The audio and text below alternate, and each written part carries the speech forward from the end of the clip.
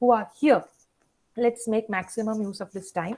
Yeah, and as you all know, when you're talking about communication skills, basic definition, the age old definition we say, like when we are able to exchange information by speaking, writing, or using some other medium, then that is called that skill, the ability to do so, that's called communication skills. The successful conveying or sharing of ideas and feelings to another person or to a group of people, or and the ability to convey. So mostly what happens is we have good ideas, we know the answer, but when it comes to conveying, when it comes to transaction, we get stuck. That is where most of us face problems with. Even I, when I was in school, I had this issue of communication, because I could read very English very well, and even I could write. I used to score very high marks in English, but when it came to speaking or talking in English, I used to go behind. I had to think to frame a sentence. What will I speak to that person? How can I frame it? What if I make a grammatical mistake? All these things came into my mind, and I was such an isolated person when it comes to English speaking groups. I used to just go back, and I never wanted to mingle with anyone if somebody is speaking in English.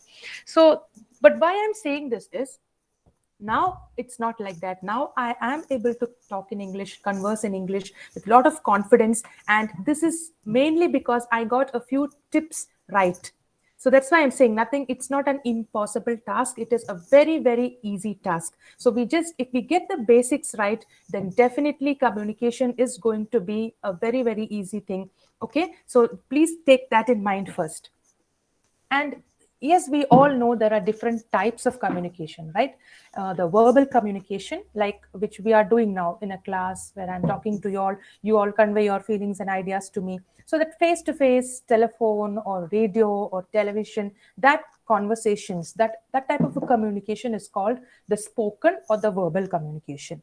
Then apart from that, there is also the non-verbal communication. So what is non-verbal? That's very clear in the phrase non-verbal. It's like the body language, the gestures we use, how we dress, how we act. No, everything becomes a part of non-verbal communication, and this is equally important, equally significant as verbal communication. Many a times we think that non-verbal communication is not that important, but I would say we have extremely mistaken that. Non-verbal communication is also very, very important. When you speak something, the way your body is, the way your head nods, or the way your hands, everything marks, a mark in that. Okay, so non-verbal communication is equally important as verbal. And the body language, the tone of voice, how we raise our voice in some instances, and then you bring a modulation. So all these things adds to this non-verbal communication. And if you can observe, or if you have seen people who are good orators and all those, you can see how their body language is. They are very pleasant, and the way they take their hands, they move, from looking at the person's gestures itself, at a time, at sometimes we're able to make out what he's going to say, or what is meaning by that, right? We needn't even listen to the entire words what he's saying. If you just look at the person, half and half, you can just get out what he's trying to say. So similar is the case with us also. When you're attending an interview, or when you're presenting in a group, body language plays a equal important role. So that has to be extremely taken care of. Verbal communication, non-verbal communication, and yes, written communication, you all know, the letters we write, the emails, the social media chats, everything comes under written communication, which the books, magazines, everything. Okay, and until recent times, as you might have noticed, we were not much into that. But once Corona came and everything changed, now somehow or the other, written communication has become very, very powerful. So you like it or not, but we have to go for it. So written communication also has become important. And then yes, communication through visuals, like we also communicate through graphs, charts, maps, logos, etc. If you're traveling somewhere, right, you see the signboards.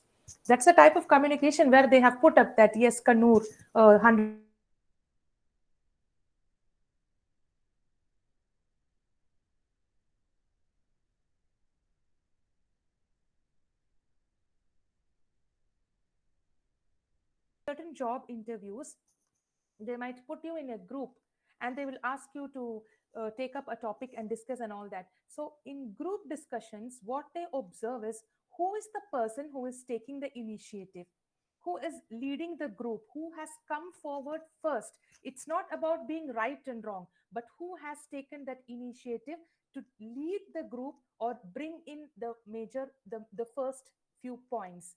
That places a mark for you all. So whenever you get an opportunity, don't lose it in your classes or be it anywhere. Wherein you're called for to give your ideas or opinions, don't feel hesitant and sit back.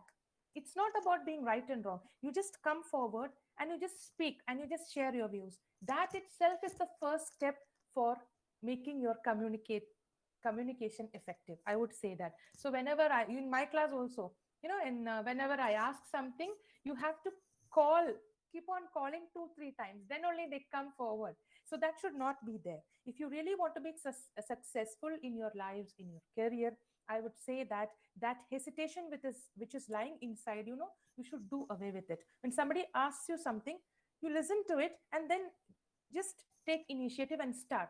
And when later on in the discussion, the things will sort out. Okay, so that initiation is very important. So I would request you all that next time when we are calling up you for discussions and all that, don't sit back hesitantly. Just come forward and express your views. Take it as a platform, as a training for your future. I would say that because that counts for every interview or any wherever you go. It's very important. Okay, so now I'll ask you once more, if anyone wants to share your views wherein you have felt or faced difficulty well with communication in your life, in any phase of your life, and what makes you feel that communication is important. Why should we discussing this topic in this course, communication skills? Good afternoon, ma'am. Yes, Aman. Yes.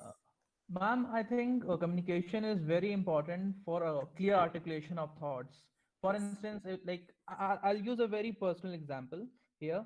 For example, if we are in a kind of friendship or maybe even a relationship where we do not know how to communicate our feelings to the other person, then those things might become problematic and might actually culminate into a fallout of the relationship. So Exactly. So communication is you necessary for that purpose. okay, so you feel it's significant in that aspect. Okay, so apart from Aman, anyone else would like to volunteer and give your views? Hi, ma'am. Yes. Yes, Navya. Ma'am, especially while we are traveling out of state, communication is very important because Important. in our state, at least we can read the boards, everything, and Yes. we could travel. But in other states, even sometimes GPS and all won't work. We need a local people's guidance. So that time Yes. communication is important. Important. Okay, exactly. So when you are traveling out of state, therein you realize how important this is, and that is specifically with respect to language or the way you interact. Even using your, I said no, the non-verbal communication. Sometimes even if you don't know the language, you know certain words, but with your body language, you can express that what you're trying to say. No, have you experienced that? I Yes, have ma'am. experienced that. Yeah, we Yes, can yes, do sure. that because we say sometimes we make fun, no, when people use this hand language and all that, but it works. It works. It helps us a lot. As in my house, no, actually, yeah, Gulsar, communication is an important part to share our thoughts to others. Yes. So in our house, we one akka has come to help. Okay, and she is from Coorg. You all know, no, Coorg is definitely all might be known tourist place. So she knows only Kannada, and I don't know the ABCD of Kannada.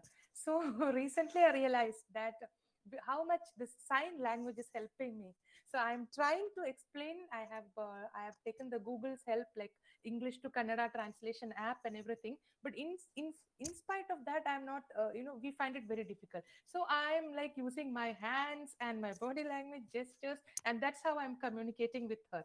So then I realized that how significant this body language is, this non-verbal communication, what role it plays. Okay, and yes, somebody else can also share their views where now you can share your view where you have faced a difficulty. Has anyone faced a kind of yes, yes, please. Well, Bhaskar.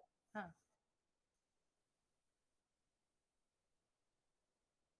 Huh. Huh. Huh. Okay. State. Karnataka. Yes.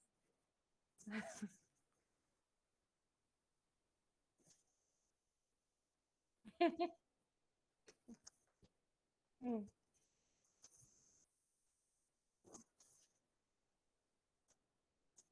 Yes. Yes.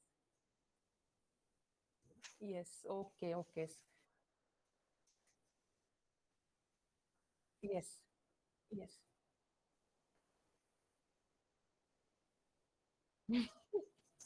That exactly. So they're in very difficult. Exactly. Yes.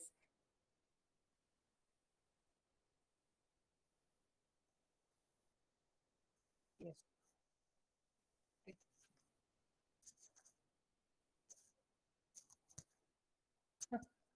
Exactly. So so many we say no the friendships and more those precious moments which we could spend, all these things get lost because of our this lack of communication skills. We become very hesitant because we don't have that strength in language, and we just pull back and all that. Yes, Vismaya, it is difficulty to understand people without communication. Yes. So there are huh, yes, yes, correct. That groupism unknowingly comes in. We're not doing it on purpose, but unknowingly it becomes because we're comfortable with our home language. So we group with those people because we are comfortable with them, right? Yes. So Ma'am, yes. that may be the Huh. problem we are going to face when the university open. Actually, most of the peoples are from out of state, and while texting, we can think and then only text. While Yes. Yes. speaking face to face, we will It's hesitate. very There will be hesitate. Yes. No. See that. So that I will. That's what I'm going to say. See, it's not like in this one class we are going to become fluent in communication and all that. So it will take time. But there are certain easy tips which you can use and practice, and with the help of which you can become effective communicators. Like I said, no, in school I was a very poor communicator. I only knew to write English and to read English. But when it came to speaking, I was very bad. I could read from a text. Like suppose if I'm given English textbook and madam asks me to read, I would read it very nicely with no good vein, good modulation, everything. But when I had to converse, the daily English conversations with students who are not from Kerala, something like that, no, then I could never frame a sentence, or I found it so difficult. So, and I had to think, okay, so what should I ask?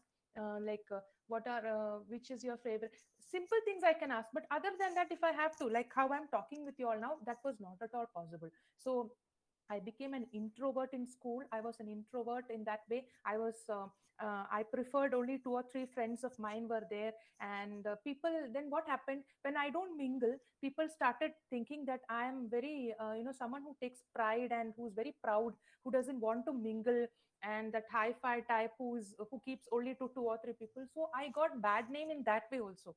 People misunderstood me. Even in my neighborhood, people thought I don't interact with anyone. But it's not because of that, it's because of this many a times this communication issues, and I just try to be with myself inside.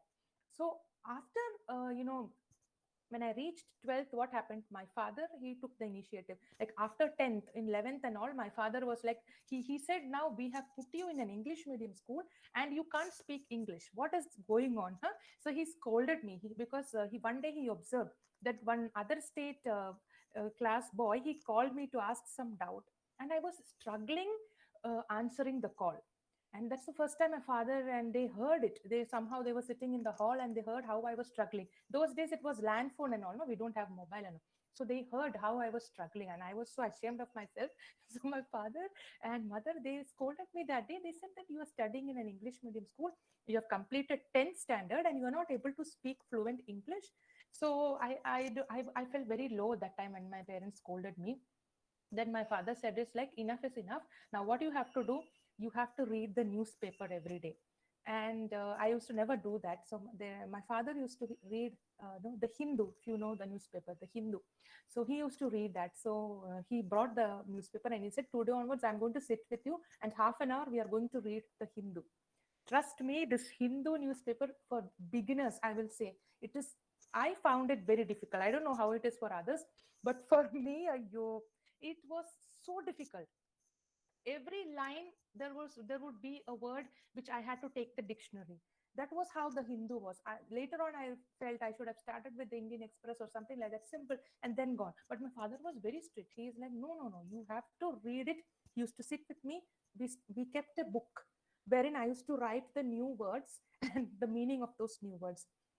Initially I had only time for writing this new words. Later on, and some good phrases and all, no, I used to write it down from the newspaper, those framing and all those things. 1 year passed, and in 12th standard, what happened, this was by the end of 11th, I can say. And in 12th, gradually I started liking it. So however busy I was, half an hour daily, irrespective of my busy schedule, my tuitions, mathematics coaching classes, everything, I used to read the newspaper. I started loving it. It became a passion for me, reading Hindu newspaper, the Hindu. And I used to, and gradually the number of the vocabulary, I started increasing in my vocabulary, so I didn't need the help of the book.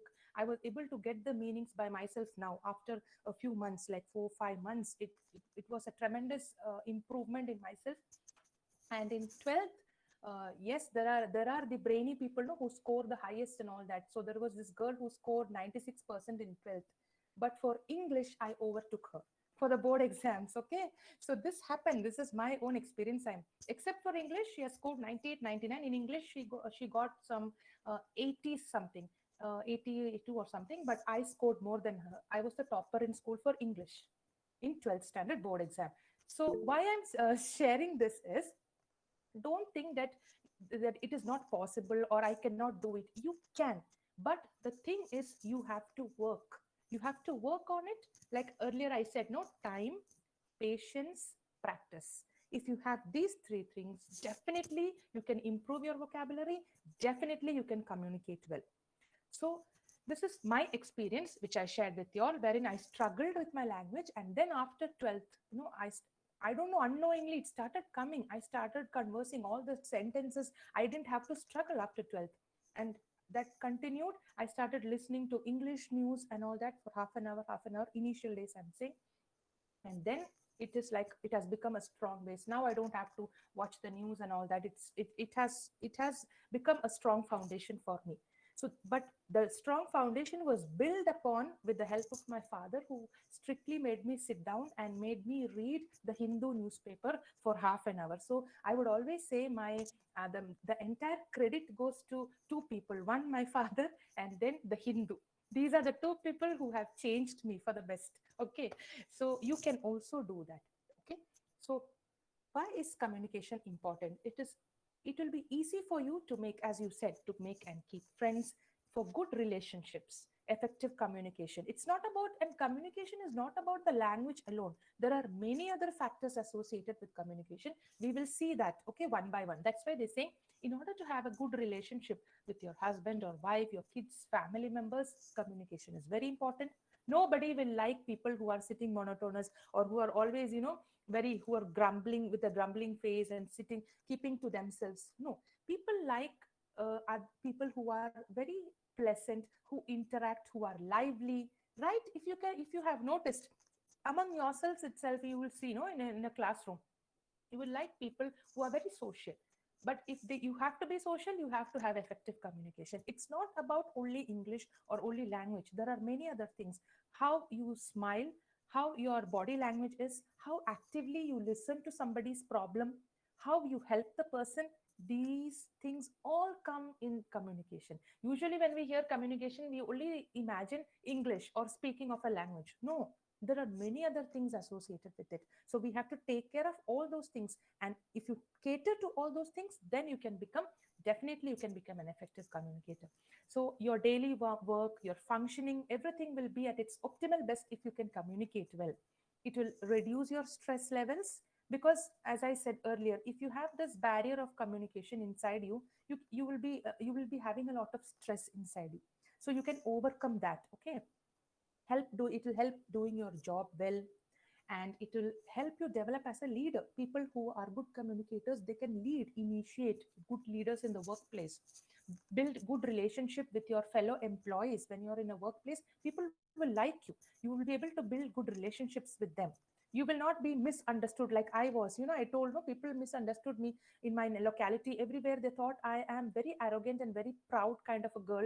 Later on, after years, when they realized I am not like that, they told me on my face that we thought that you were like this. So this has happened to me. That's why I'm saying. Then it will command respect from your colleagues and even from your high authorities. If you're someone who has effective communication skills, you don't have to go behind anyone. People will see the potential in you, and the respect from your colleagues and from your authorities will come automatically. So this is why we say that communication is very, very significant, and you have to work for it. There is no easy way out. It is not like after the session I will take a magic wand and wave, and everybody here is going to get communication skill. No, you have to work on it. It is your part, right? So you have to take time, patience, and practice. So how can you become an effective communicator? So the first thing, the basic thing to be taken care of is active listening. So moving on to this, I would say we will just listen to any one of our group members here regarding like your what who all do you have at home, your favorite hobbies, and your favorite movies or something like that. Somebody would like to initiate and come forward and just share like your where you're from, and what were your qualifications till now, huh? Where did you do your studies, and some who all are there at home, and what are your favorite hobbies? What are your favorite hobbies? So who can, any one of you who would like to share this with all of Hi, us ma'am. here? Yes, Advait. Good afternoon, everyone. I'm Advait. I am from Wayanad, Kerala, and I'm studying in the Department of English and Comparative Literature at CUK. And I did my graduation in English Language and Literature from under Calicut University, from a college in my district. And my home, I have a brother who is working, and that's all about me, basically. Thank you. Okay, so Advait, one more thing. So you have a brother, and what is he doing? He's an electrician, ma'am. Okay, so you're at Wayanad, no? Yes, ma'am. And what are your favorite hobbies? I would like to read very much, and I would love movies. Okay, what kind of reading means? What do you read? Fiction is my favorite, ma'am, especially Fiction. historical uh, fictions. Historical fictions. Sorry, Okay, I what do you mean? Okay, see, mispronounce. I am not good in this literature and all, no? What do you mean by this historical fiction? I'm sorry. What I meant was that I immediately got it wrong. It's something like fiction and non-fiction. We cannot clearly demarcate. Just for example, we Hmm. have a book called Alice Walker's Purple that Hmm. narrates the story of how a black American woman is treated in society. We cannot say that entirely is fiction because that represents the woman, the experience of woman went through in the past decades. So Oh, I love such books very much. okay. So you like reading those books. So that is Yes, your main ma'am. hobby, just reading. Apart from that, anything else which you're interested in? Movies doesn't become a hobby. No, watching movies is not a hobby. We all like that. Apart from that, like gardening, cooking, or something like that? Uh, Painting, Ma'am, drawing, I have an interest in martial arts, and I had some trainings of kung fu, and I kung keep it fu. up. Okay, in school you have studied No, ma'am, in my graduation uh, period. And now graduation I period. still continue that. You are continuing kung fu. Yes, ma'am. Okay, so I think ECL people should be careful. Huh? When the classes reopen, we have someone who is very good in kung fu. Okay, so that is nice. How does this kung fu? How does it become different from karate and all that? Kung fu, karate, taekwondo. So many things are there, no? Is what is the basic difference? Ma'am, basically, actually, you have said it right. Karate, kung fu, taekwondo. Basically, all we have the same kicks, weighing, same punch. But what differentiates kung fu is some certain movements, what we called certain movements and positions that are unique to kung fu. And every martial arts had some. For example, any one name can you give? Yes, ma'am. We have a movement called Wu Buk Kwan, and What which is is it? like Wu Wu Buk Kwan. Wu Buk Wubukwan. Kwan. Okay, Wu Wubukwan. Buk Kwan. Wubukwan. Also, yes, ma'am. And That's also we have nice. so many positions like sitting, what we say, um, just like Mabu. Mabu is the basic form. That is, we have to in dance we have familiar with the thing called Aramandalam. It's similar to Ah, that, ha, but ha, ha. Okay, similar to that. some Mabu. Also we have Gongbu. Also Yibu. Okay. Okay, that is really nice. Then what we can do at the end of the course, we can have a video presentation. If it is offline, we will have a presentation by Advait, or else if it is still online, we can request Advait the 1 minute video of how he's doing a kung fu at the end of the course. Is it fine with everyone? Can we have a video on that? What about the view of others? Right? Yes, I ma'am, like, we are allowed to. yeah, I like martial arts. I unfortunately I could not learn. So when I see people who are, doing martial arts, I just admire them a lot. And I would say ladies should learn martial arts in this world. It is very essential now. So I tell my daughter also, I have forced her, but she stopped taekwondo. Because we all have to be this self defense should be there, no? In this era, especially, I feel every women should be having this martial arts, should be learning martial arts. So I'm very happy to hear that Advait is this is learning kung fu and all. Very nice. So this was about Advait, right? Now, who all are there today? I have the list, but I don't. Just let me see. Yes, yes, Jyotis. Jyotis, Hello, are you ma'am. there? Jyotis, can you tell you're from which department? Well, I Am I have written audible? it down. I'm from You're English. from English only. Okay, okay, fine. From I want someone from other department. Rekha is here,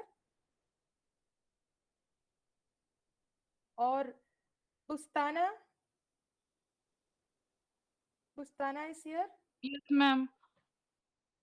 Yes, Bustana. So we have all heard what Advaid has been telling us, sharing with us, right? So Yes, now, ma'am. can you tell me what Advaid has said? I want you to share what you have heard from him. He said What all did he say? Yeah. he's from Wayanad district. I just remember Hmm. that because I'm too from Wayanad district. Then Yes. he said he completed his graduation here itself, in Wayanad Huh. itself. Then Hmm. he has a brother who is an Hmm. um, who is working. Then Hmm. he's interested in martial arts. Hmm. That's all I So he remember. told some names, no, in those poses of kung fu. Do you remember that? No, I don't know anything about kung fu. Okay, so you don't remember that, huh? No, ma'am. Okay, okay, fine. So I'll ask Gulsar. Gulsar Sahab, can you please tell us if you remember what were the things he spoke about regarding kung fu? Ma'am, one name is Bukku Klake, something like that, ma'am. Okay, so I, what is that other one? Okay, so that is not right, I and think. Ubukam, that is what he told, no? And second another one one. is mm, sorry, ma'am, I Then he forgot. told he likes reading. He told something about reading. You remember what he told about reading? Sorry, ma'am. He told something about reading. No, he likes reading. His favorite hobby is reading. Yes, ma'am. You uh, remember anything about what he said regarding reading? fiction and non-fiction stories. Uh, then he said something. He read a book and all that. Do you remember that? Yes, ma'am. There is a story about the sorry, yeah, American black women, how they are struggling in US, Yes. about something like that. Okay. Okay. Okay. Fine. Fine. Jinesh. Jinesh. Thank you, ma'am. Yes. Jinesh, can you tell me, is Jinesh there? Or Yes. Am I audible, ma'am? Jinesh? Yeah. So, do you remember anything what Advaith has told us in that Kung Fu or the name of the book which he has read? Anything you remember? No, ma'am. I only heard about the history fiction and only the kung fu. I didn't remember. Okay. So other things. Okay. Fine. So that's fine. So why I just said this is, this in itself is an example of how listening should be. Hmm?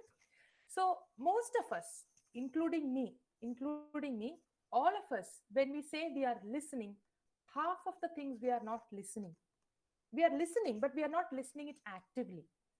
It's coming through this ear, some of the things we catch up, and the other things just go through out through the other ear. So that is simply the term listening. But it is here, when you're saying to become an effective communicator, it is not simply listening, but it is something called active listening that you need to develop. This was just a simple example which I just wanted to demonstrate, that how many of us will actually listen actively to what Advaith is saying.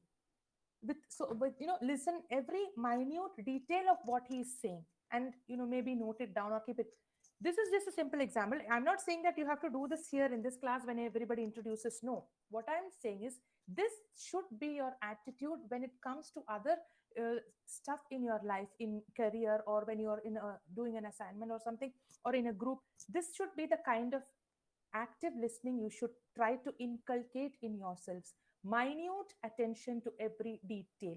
Okay, so listening and active listening is different. You have to incorporate active listening in yourself. So what is active listening?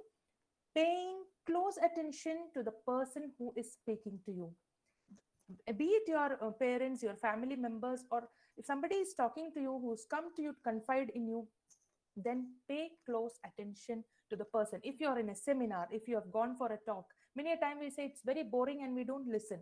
But there is something called this respect. So if it is too boring, yes, fine. But otherwise, I'm saying if it's an educational thing, you have to learn something and all that, then pay close attention to the person who is speaking to you, wherein you have to speak back, no, in those cases. Then people who are active listeners are well regarded by their co-workers because of the attention and respect they offer. Because we say that when you are actively listening to someone, it means you respect that person. It's indirectly related. If you genuinely respect the person at heart, then you will actively listen to the person. So active listening is connected with this thing called respect. So people, if they find you an active listener, they get the point that yes, you respect them. Okay. And this is a skill that can be hard to develop and improve. It is actually looking simple, but right now we saw, right? So it is a little bit hard to develop. So you have to do that consciously. You have to bring in this concept, active listening, active listening. So you focus on the speaker. And when somebody is talking, or you are talking to someone, or you are in a group, or if now I'm giving a lecture, we are having a class, avoid distractions like cell phone, laptops, other projects. Most often in my class, I can see students, when we are lecturing, they will be the backbenchers or the people who are sitting somewhere hiding, middle, where the teacher cannot see you. They feel the teacher cannot, but we have come through that phase, so we know. So I easily make out they will be keeping their assignments underneath the bench and writing something, no, multitasking. But when somebody is talking to you, when somebody is lecturing to you, if you really respect that person, you will not do that. So that is the basics, active listening. You focus on the speaker, you avoid distraction. Nowadays it's cell phone. Even if your mother is asking you something or your father is asking you something, what do? You take the cell phone. Ha, mommy, yes, yes. Yes, sometimes I get so angry. My daughter is also like that. Yes, what? Yeah, yeah, yes, yes, yes. Now, this is the culture that we have developed now. So, this is totally not done if you want to become an effective communicator. The cell phone should be kept away, no distractions, even the laptop. When somebody is coming and talking to you, how does it look good, like you're typing and you're like, yeah, yeah, yeah, yeah. It's not respect for that person. How will you feel if somebody does that to you, if you are suddenly rushing to confide or share something or something like that, and somebody is treating you like that? How will it look like to you? So think like that. So active listening is focusing on the speaker, avoiding distractions like cell phones, laptops, or any other assignments or projects. Okay, so you listen to the speaker with full concentration. So, how can you do that? What are the techniques to become an active listener? First thing, pay attention. Your eyes and your ears both should be on the speaker who is speaking. Second, withhold judgment. Unless the speaker completes the topic, be it an educational seminar or presentation, lecture, or even a general confiding which is going on, a small talk between your parents or your relatives or your husband or wife, whoever it is, withhold judgment. First, you listen, pay attention, and you listen to the entire thing. Don't bring in your judgments in between. You withhold it. Okay, that's what the hand symbol. You withhold your judgment. Be patient. Show patience to listen to the person completely. Be patient. Then, body language. When someone is talking or presenting something, people sitting in front, the body language plays a very important role. How would you feel if when you are standing and lecturing and people in front of you are sitting, sitting like this, relaxed, or taking a book and just going through the pages, or taking their phone and just sitting like this, and if their face, have you noticed sometimes if they are like and so just imagine if you are standing on the stage and if people are doing these sort of gestures to body languages to you, then how will it be? In the same manner, when somebody is talking to you, sit that in such a way that the person realizes that yes, you are listening, you are concentrating on him, on what he's saying, on what she's saying, and with in a very pleasant way. You can nod in between, you can, your body, the way your body, sit erect and don't go back like this and all that. So all these things, all these body languages also play an effective role if you want to become an active listener. And then if it is a one-to-one conversation, restating. Sometimes if they are sharing something which you can restate what they're trying to say. You can ask questions in between if it is a seminar or something. If you have something to ask, clear your doubts. Avoid interrupting the speaker always, and avoid over talking. So questioning does not mean that, I have noticed some children are like that. They, after the teacher speaks two lines, immediately they come out with, no, you can wait a bit, and when there is a space for questioning, you can do that. So, and avoid over talking also. That also doesn't look good. So be specific and listen with empathy. So empathy is like if I were in their shoes. Imagine like that always. So if you take care of these things, then you can become an active listener. So what are they? The first thing consciously you have to bring in yourself is pay attention. Now, why I'm focusing on active listening is because this is the first step for effective communication. First thing, active listening. Pay attention, withhold your judgments. Don't jump into judgments just before you listen to the person who is speaking to you. Withhold your judgment, be patient. Your body language should be in such a way that they understand that you're receptive, you're listening fully. Pay full attention. Keep away all the distractions. Sit properly, nod, smile, and listen to the person. Okay? Restate if you want in between. Question them. Then avoid interrupting the speaker and avoid over talking, and always listen with empathy. Just imagine, put yourself in that person's shoes and you listen in such a way. So these are the most effective techniques to become an active listener, and becoming an active listener is the first step to becoming an effective communicator. Okay. Next, if you want to become a good communicator, another one point which you have to take care of is reflection. So, what do you mean by reflection? Reflection is nothing, but it is a technique which is used in verbal communication to make sure that what you have heard and understood is what was intended. Many times what happens, people communicate, but we will hear only what we want to hear. We will hear it in such a way that what we want to hear is only taken in. So that is not the right way. Whatever he has said, have I understood it in the way he wanted me to? That is most important. And for that, you need to use the technique of reflection. So that earlier we said, no, restating. So there are two types through which you can make sure of reflection. The one first thing is mirroring. Now, if you have a one-to-one, you're having a one-to-one conversation with your group, with your friend, or with your project mate, or somebody like that, then, or in your office, it's a one-to-one colleague conversation. What you can do, first thing is mirroring. Mirroring is a simple form of reflecting wherein you repeat almost exactly what the speaker says. And you don't repeat almost everything. You just repeat the keywords. The keywords, you listen to him, and what you feel is the crux or the crucial part of what he has spoken. You just try to repeat that and make sure that this is what he wanted me to understand.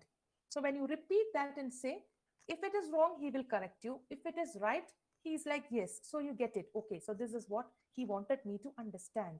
This is the crux of what he wants to convey. So you first listen, and then you can repeat in between the crucial words, the key words of what the person is trying to say. That is called mirroring. That is one technique of reflecting. So when we mirror, as the name suggests, it's like holding a mirror on the person. You're describing how they are looking, what their emotions are, and how they are acting, or how what they are trying to say. If it is like they are sharing a very emotional stuff, something, you can say, okay, so I get it. So you are feeling very distressed or frustrated or irritated, so you're feeling very sad. So if you repeat those crucial keywords, then you can understand. Then sometimes they will say, no, I'm not frustrated, I'm just feeling very hurt. Sometimes like that, they'll try to correct you. So that is one way of which effective communication can be brought up, mirroring. Okay, wherein you're repeating the crucial words, you're trying to catch his emotions and just say it out, so that if he wants to correct you, you can do that, mirroring. But make sure you don't overdo it. For each and everything you interrupt and start mirroring, it becomes irritating for the person. So you have to be sensible. So you should perform it in such a way that it doesn't become irritating and it doesn't distract from the message. Okay, just in between, once or twice you can try that. So that is another one method of effective communication. First one was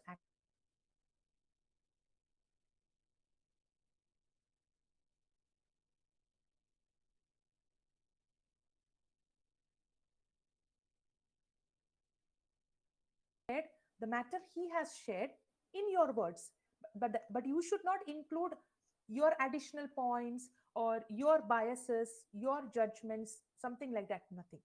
Okay, so this is basically called reflection, and this reflection technique helps you a lot in becoming effective communicators. This is specifically with respect to your workplace, with respect to where you're studying and all that. When you are given a group work and all that, if you obviously, sometimes what happens in group work, there are chances of fights coming up, this conflicts, that I said that,